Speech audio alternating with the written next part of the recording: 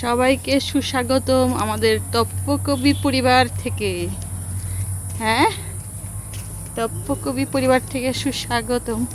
আজকে আমরা যাচ্ছি হসপিটালে। হসপিটাল থেকে আসার পর এত সুন্দর মুখ, এত সুন্দর হাসি, এত সুন্দর হাসি, এত সুন্দর অনুভূতি থাকবে কিনা কে জানে। এখন যাচ্ছি হসপিটাল টিকা দিতে। আসার পর না জানি কি হবে। সব কিছু গোসল টোসল করে রেডি হলাম, শুধু নিয়ে যাওয়ার পালা। কি সুন্দর হাসি টাইনা দিচ্ছে।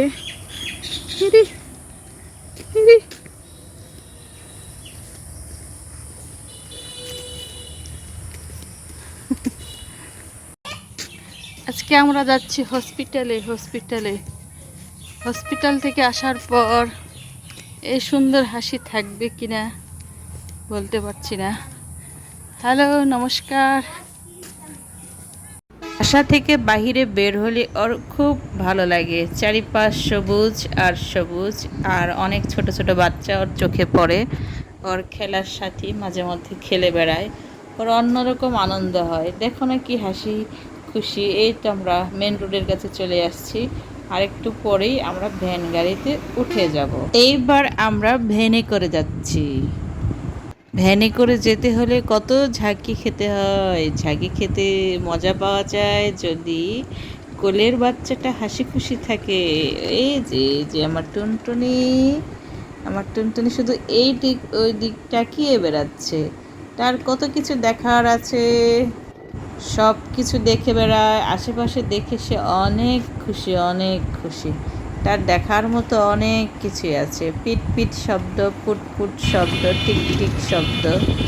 এই যে ভ্যানওয়ালা মামা, এই যে অলরেডি আমরা হসপিটালের গেটের সামনে চলে আসছি। আর এখান থেকেই দেখা যাবে এই যে কত সিরিয়াল। হসপিটালের সেবা নিতে গেলে অবশ্যই সিরিয়াল ধরতে হয়। সিরিয়াল মেনটেন করে তারপর ভ্যানওয়ালা মামা বলতেছিল এত কম লোক, আমার সাথে মশকরা করছিল। আমাদের তো আর সিরিয়ালে দাঁড়াতে হবে না, আমরা টিকা নিব। টিকা নেওয়া শেষ। এই তো টিকা নিয়ে খুব চোখের পানি ফেললো।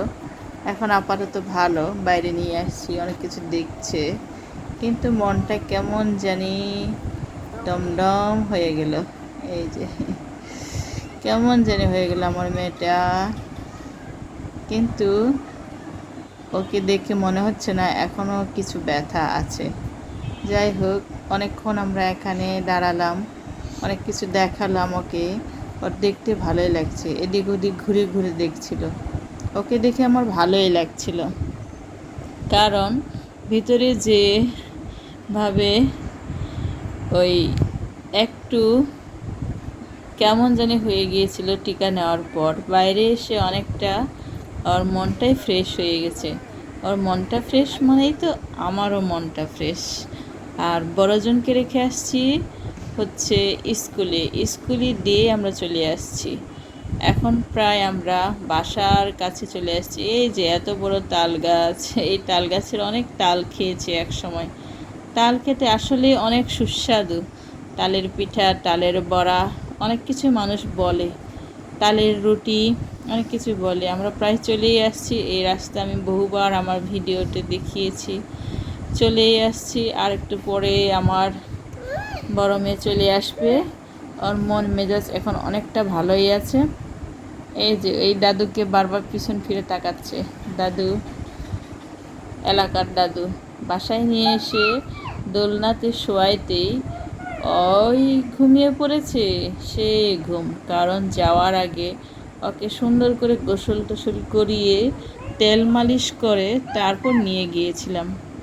এখন সে ঘুম দিয়েছে। আর ভয়েস ওভার দেওয়ার সময় ওই আমার পাশেই ছিল, যার কারণে ওর আওয়াজ একটু একটু শোনা যাবে। আমার ময়না পাখি, টিয়া পাখি, গুলু এই তো মাত্রই ঘুমটা দিয়েছে।